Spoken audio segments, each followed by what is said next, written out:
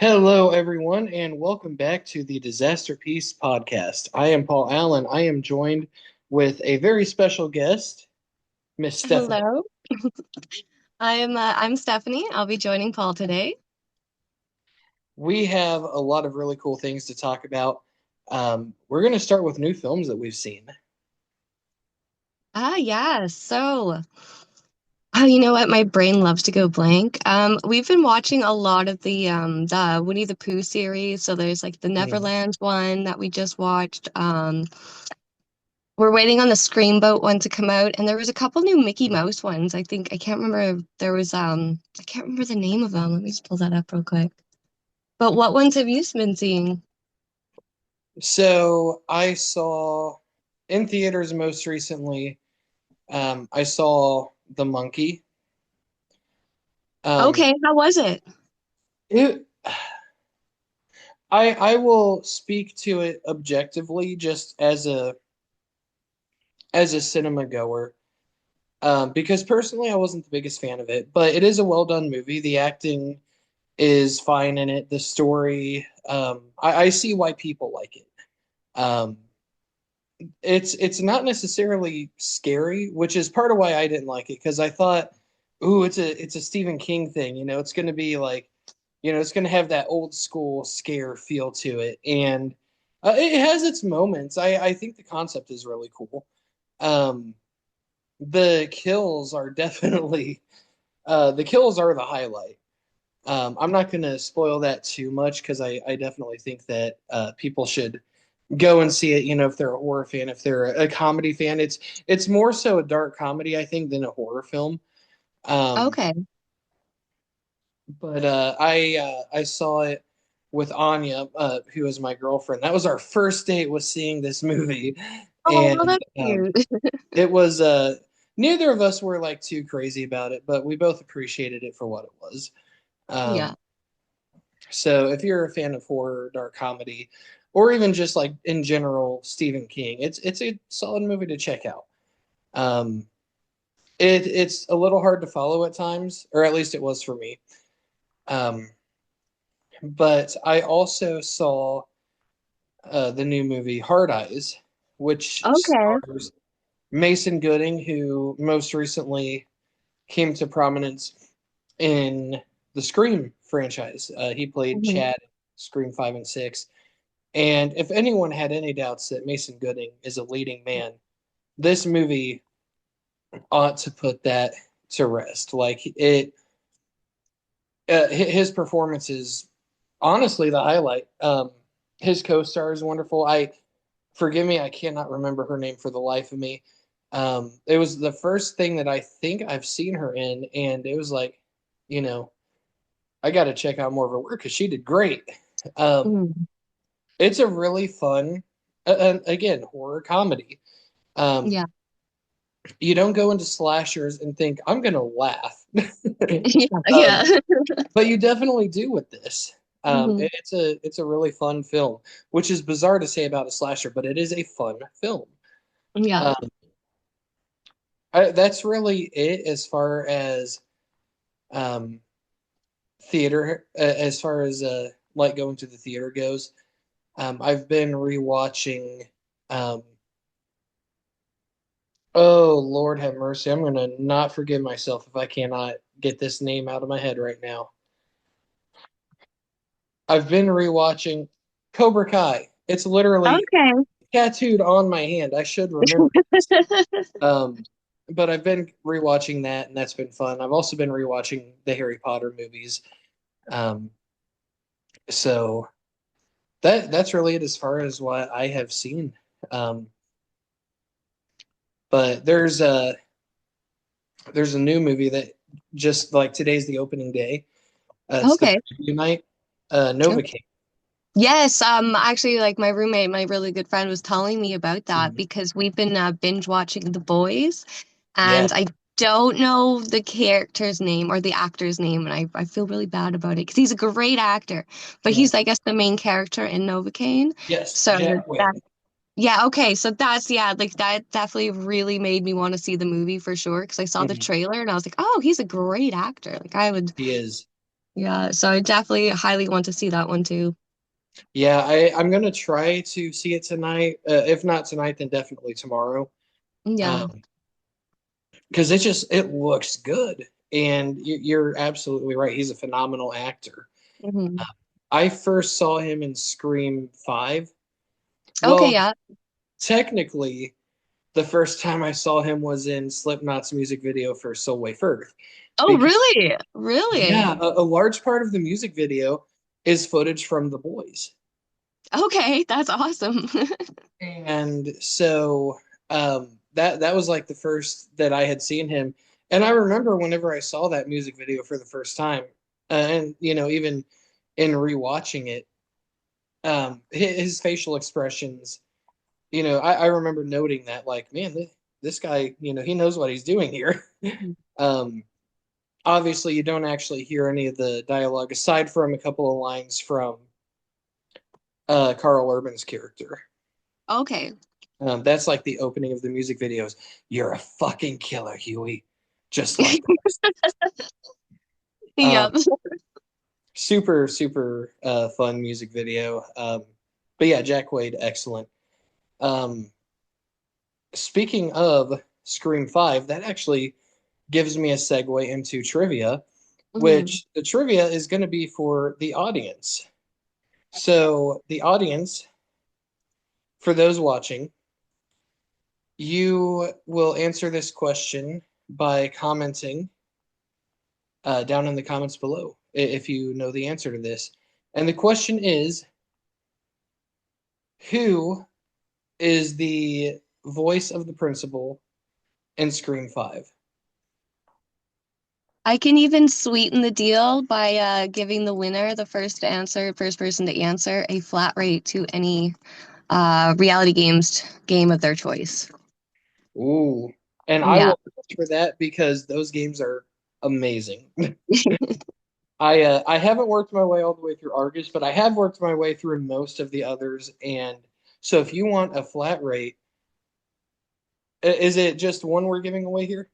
Yeah, I can give away one there.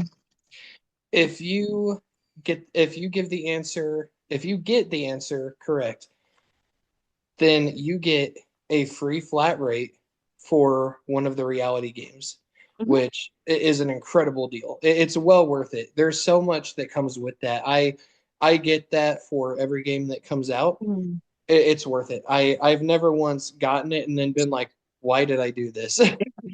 um, so again, the question is, who is the voice of the principal in Scream 5? So, first comment gets the flat rate for any reality game. But Yeah, now we get to move on and talk about an upcoming project, which we are both a part of, called Fangirl. This is a very really excited. fun project. Hmm. It has been so fun to write. I finished episode 2 a couple days ago, and I'm working on episode 3 now.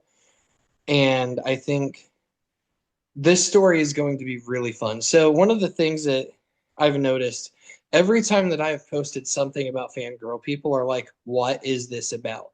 Because the posters are creepy.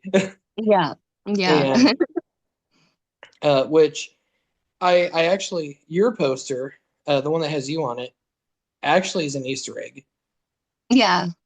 because of the still that I used. Hmm. So, if you want to figure out what Fangirl is about, try to figure out which still I used for Stephanie's poster because Yeah. that will give away at least part of what Fangirl is about. hmm But yeah, so we just did our first read through of Fangirl episode 1, and I have to say, like, you and Courtney are fucking hilarious. It it was so fun to just sit back and watch you guys do your thing. Like I didn't even have to step in and give any kind of direction. It was just fun. That's why, like, when I read the script and I kind of saw how the two characters interacted, immediately my mind went to Courtney because it's so natural. Like, her and I just have such a great friendship. She's just an awesome person and a lot of fun to work with. But just having the canter and just, having it come so naturally, Courtney was hands down my first thought about that. Yeah, she's gonna do very well. You're gonna do very well. Um, so kind of speaking to episode 1, um, without giving anything away, of course, because we want people to watch it. Um, Mhm. what do you think you could say about your character to kind of get people excited? I definitely think she's very persistent, and definitely very passionate about what her, I don't know if you'd call it a hobby or obsession, but her interests. She's very passionate about her interests, and I'm very excited to see where that leads her because I think right now it's leading her on quite the little adventure. And I don't know if she knows what the trouble she's going to find along the way, but I'm very excited to see what kind of trouble she gets into. Yeah, it's a very fun journey. I so the way that I work whenever I write is I have like a roadmap in my mind of where the story goes, and I hmm improvise along the way. I have a beginning and an end in mind, and I usually am pretty firm to that. Like I stick to that, and then hmm just improvise the rest as I write. And what I can say about Fangirl is the journey is wild. It has ups and downs. Um, a hint as to what it's about, I guess, is that there are going to be some cameos. If you've seen any of my other work, there's going to be a couple of cameos that are going to be really fun to see on screen. And it's going to be fascinating to see, even though I'm writing it and I know where it's going, it's going to be fascinating to see everything just come to life. Um, see this world expand past where it has been pretty much since I initially started writing it. hmm Um, one thing I'll say, and that I'm so grateful to you for, is the fact that you're filming in Nova Scotia. Like, I've always loved the idea of having a project that shot in multiple locations. Never in my wildest imagination did I think that I could write something that would be filmed outside of Indiana, let alone outside of the United States. Um, I think that that gives the atmosphere a whole different vibe, and hmm it's so cool. I can't wait to see what you do with it. Yeah, no, I was at the waterfalls today and I'm actually heading down to the beach later today for some shots and everything. So I was thinking about that this morning. I was like, I see the beach every day, but I bet after filming it's gonna, I can't wait to see like what it turns into. Mhm. And I'm so excited to like see what you think of it and just to see what you do with it and to put everything together and I'm very excited about everything about the project. It's one that even though I'm not like necessarily going to be in it, it's hmm one of my favorite projects that I am working on hmm right now. And I think that the passion that I have seen from you, from Courtney, um,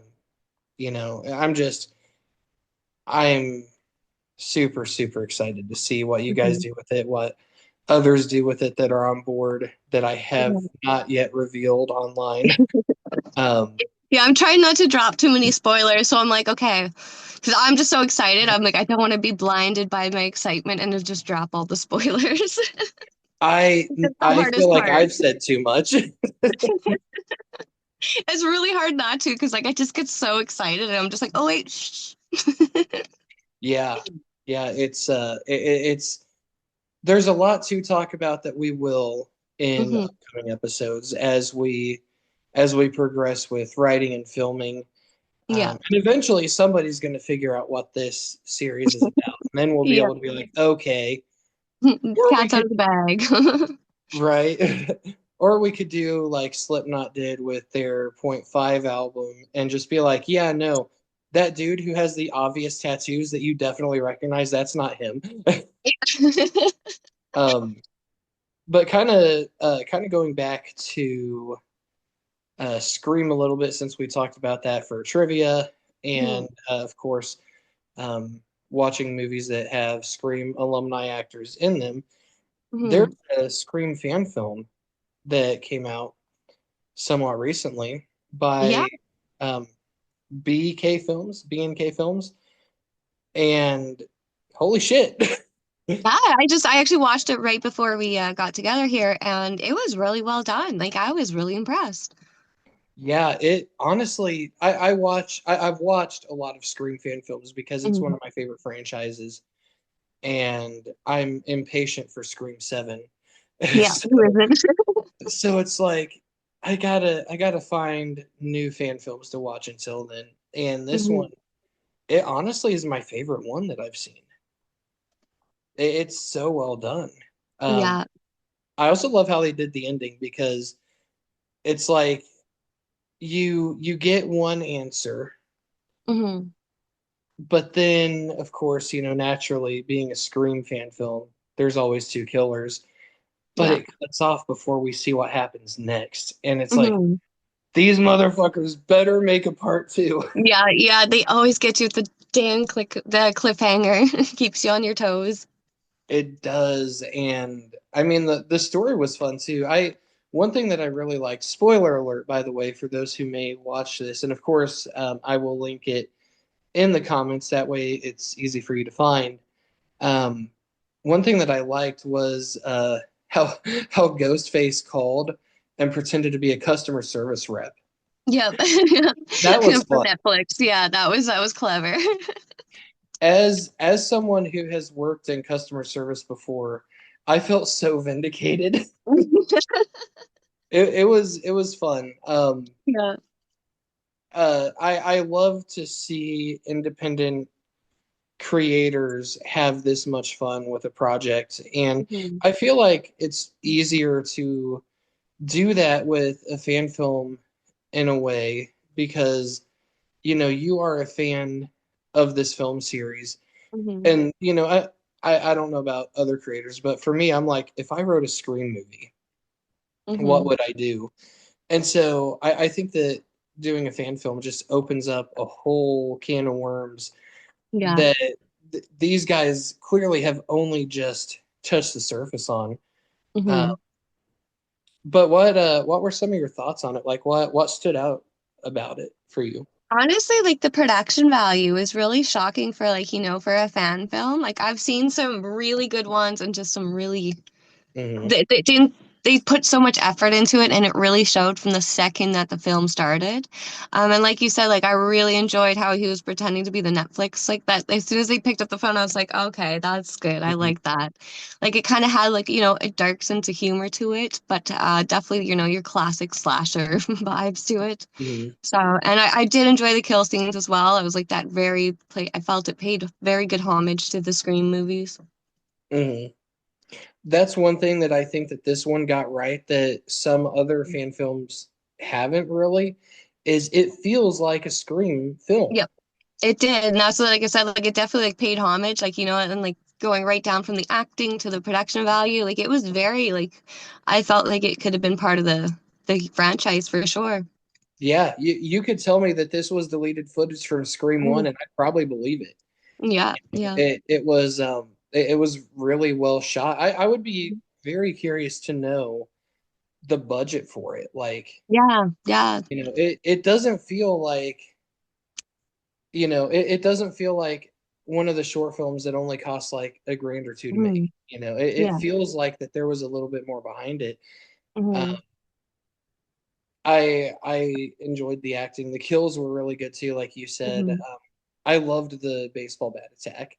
Yep. Um, Yeah. that was you. We haven't seen Ghostface do that before, so I always like any time that we get something new from Ghostface Hmm. because we're 6 movies in and Yeah. he's used a knife pretty much Yeah. the entire time. Yeah. With the I mean, exception, to be fair, that's all he's needed so far. right? You know, the only exception prior to this really is the shotgun and the bodega from Scream Yeah. 6. Yeah. Yeah. Which some people weren't a fan of that. I personally was because it's like this Ghostface, like it's not just purely all right, stab, move on. You know, Hmm. it's more personal, which is part of how Yeah. I identified who the killer was Yeah. before the movie came out. Um, but no, I thoroughly enjoyed this, and I hope that they come back to it and make a part two. Yeah. I think that I just think that they did very well with it, and I'm curious to see, you know, not even just another Scream project, but I'm curious to see what other projects that they come up with because they're Yeah. very good filmmakers. So, Hmm. um, again, BK Films on YouTube. I'll link the video in the comments in the description, Hmm. and please go and subscribe, share it, support indie film. Yeah, absolutely. But keeping on the train, still not the word I'm going for, but we'll go with it. Keeping on track with Scream. There's some Scream 7 rumors and news to talk about that Yep. blew my mind when I saw it earlier. Hmm. Now, bear in mind, of course, you know, these are rumors that may or may not be true. Take it with a pinch of salt. Um, Theories right now. Theories, absolutely. If you're not a fan of spoilers, potential spoilers, you might Hmm. want to skip ahead. Yeah. Um, but I'm just going to cover the new news because the other bits of news that have come out have already been well covered. But this, you know, this literally came out today um, Hmm. about Sidney Prescott having a phone call potentially with Stu Macher, the ghost face of Scream 1, Hmm. Like who the is OG. long theorized to have survived. Hmm. Um, which the arguments for his survival are strong. You know, one of my favorite videos that covers it is a video from the YouTube channel Sista Pam, Yeah. another channel, and I'll link that video in the description. Um, but like her points are very convincing. Like it makes sense that Stu survived, and I mean that was the original plan for Scream Yeah. 3. Yeah. So I was could gonna this say, I be? remember hearing something that they're like, this isn't the first time that this thought has been brought by. Mhm. Mm. I think like if they are going to go the route of Stu having survived, this is the time to do it. Yeah. Um, you know, like I said, that was the original plan of Scream 3. He was going to be revealed as like the leader of a cult, and Hmm. they kind of started to plant those seeds in Scream 5, Yeah. really, with Amber and Richie um, Hmm. being being radicalized by a stab subreddit. Hmm. And a lot of people are theorizing that that is where Stu finds his cult members. Now, Okay. as of now, it's still kind of a reach, but it seems to be that that's where they're going because Scream 6, we had the opening kills of Jason and Greg. Greg, of course, killed off screen. Um, but they were a part of the same thread as Amber and Richie. Hmm. So there are those connections that could point towards the cult of Ghostface. But it's curious that they are having a phone call between Sydney and Stu. The popular theory right now is that it's going to be AI commentary. That's what Scream 7 is going to be. That the killer Oh, is going to use AI to replicate um, the voices of the previous killers. And so realistically, it could very well be that someone is just simply cloning Stu's voice. yeah. Yeah. Um, but either way, like, what are your thoughts on the prospect of Stu being back? I think that it's definitely something that has been hinted at. Like they've definitely, I don't know if it's been around so long that they're finally gonna go with it. I really kind of hope they do, but I'm so excited because, like you said, like AI could be an option as well. I think there's so many different pathways that they could take with this idea, and I'm just really excited to see where it goes. Like I don't think I've been so excited for a Scream movie in a very long time. Yeah, this one feels very different. It feels new, Hmm. it feels fresh, which Yeah. I was a little bit cautious of this one because of the fact that, everything about it changed, just within the span of a few hours, really. Yeah. We lost Melissa Barrera from the cast. We Hmm. lost Jenna Ortega. Hmm. Initially, we also believed that we had lost Mason Gooding and Jasmine Savoy Brown. Hmm. Of course, they have been revealed to actually still be a part of it. Yeah. Um, but now, like, we've got Matthew Lillard is confirmed. Like, Stu is Oh, 100% in it. yeah. Um, That's another thing is like I know that he's coming back, but like I don't know if it's going to be for flashback reasons or is it going to be new storylines? Oh, I have no idea. and that's why, like, some people criticized the fact that they announced it, Hmm. but I'm honestly a fan of it because even though they announced it and even though the surprise is kind of ruined, we still don't know what's going on. Oh, it gets you thinking. It keeps you thinking until the movie comes out. Yeah, and I mean, I think they did it right too because of the fact that they announced Scott Foley first. Hmm. Of course, he played Roman Bridger, the ghost face of Scream 3. Yeah. He's definitely dead. He was Yeah. shot he's not alive. No, Uh, did not make it. but it's like there are so many possibilities. Hmm. Uh, there's the possibility of, like you said, a flashback. Hmm. Since Roman is back and he's kind of the mastermind and was the one that brought in Billy Loomis and Stu Macher. Hmm. Is the flashback going to be Sydney's mother's murder? Yeah. Um, there's so many possibilities with it, and I cannot wait to Hmm. see. But to have a potential interaction with Sydney and a still alive Stu Macher. Yeah, that'll be something that'll be something to be waited for. Like, I think that it'll be worth the wait if it happens, if it does happen. Either way, like the whatever they do with it, whether Stu is alive and that's actually him, or whether it's AI, um, they've got my curiosity peaked, Hmm. which isn't hard being Scream, but my Yeah. curiosity is peaked. Oh, Um, definitely. but we also know part of that scene too, supposedly, per this leak, is Sydney's daughter being chased by Ghostface, Yeah. and she runs into Sydney's. I think it's a coffee shop, is what I saw, Mhm. and Sydney fights Ghostface and kind of chases him off. Yeah. And then that's when the phone call happens. So I love that we're getting that family dynamic and seeing Sydney as more of a protector. Um, Yeah.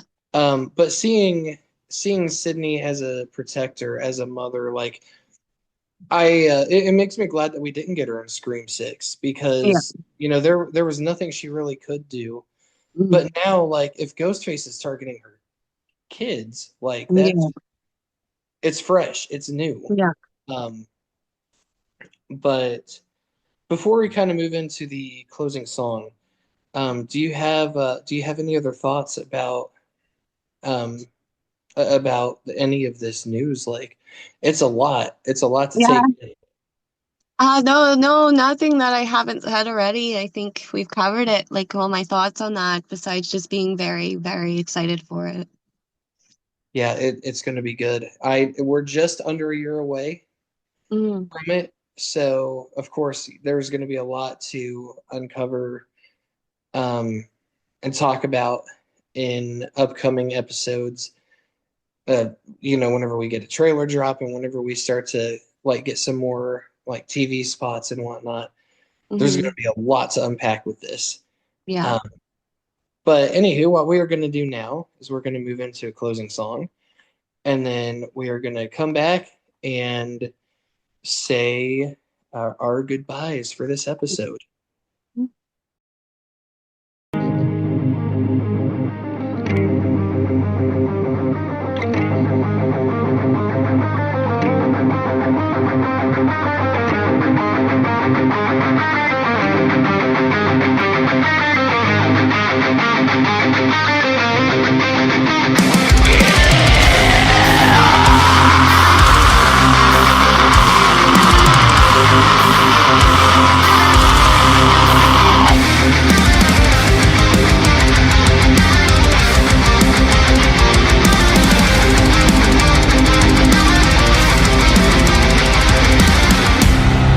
There's a certain feeling, a sensation of release, when I feel the razor slicing into my wrist. Years have all since the blade is gone, but for a moment I forget why there's so much hate. Then I go down, I see the blood flow, I get dizzy, don't know where to go. I see red and realize this pain is all inside my head.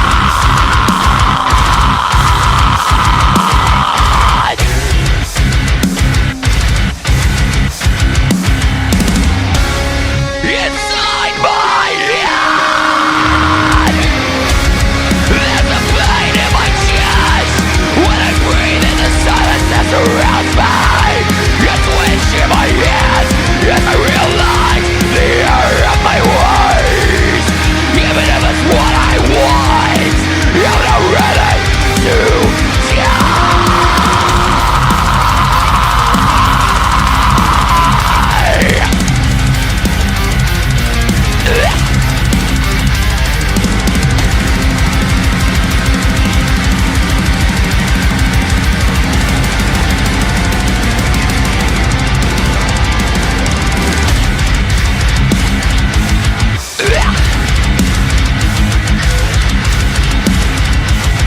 I plead with Lord Jesus, take this pain away from me.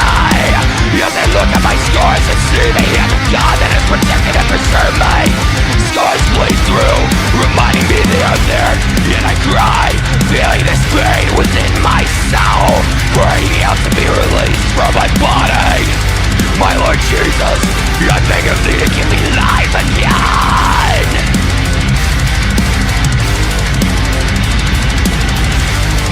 Give me life again. There's a pain in my chest when I breathe in the silence that surrounds me. That's what's in my hands as I realize the error of my ways. Even if it's what I want, I'm not ready to die.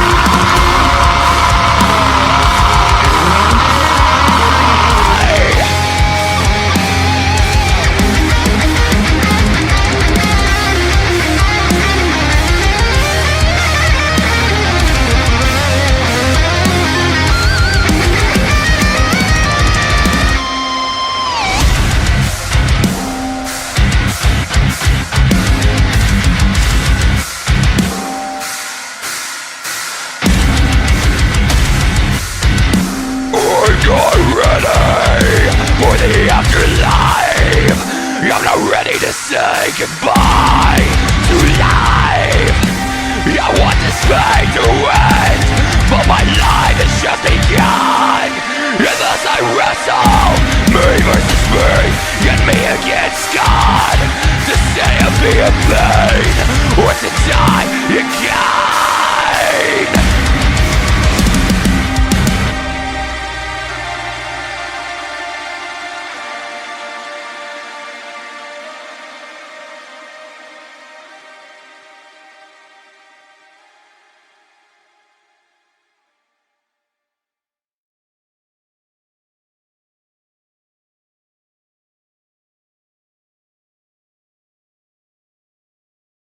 Thank you guys so much for joining us for this episode. It's been a hot minute since we've done a Disasterpiece podcast episode, so I am super grateful to Stephanie for joining me once again for this episode, and to everybody who has tuned in. And next week, we're going to have a fun episode. We're going to review the film Ash. We're going to talk about a short film called Goetia, and then we're going to have some more fangirl news. So be sure to keep an eye out for the next episode. And Stephanie, do you have any final words for the viewers? Just thank you so much for tuning in. It's always a pleasure to hang out with you, Paul. So I definitely can't wait for the next episode, and I will see you guys there. Absolutely. We will see you guys next time.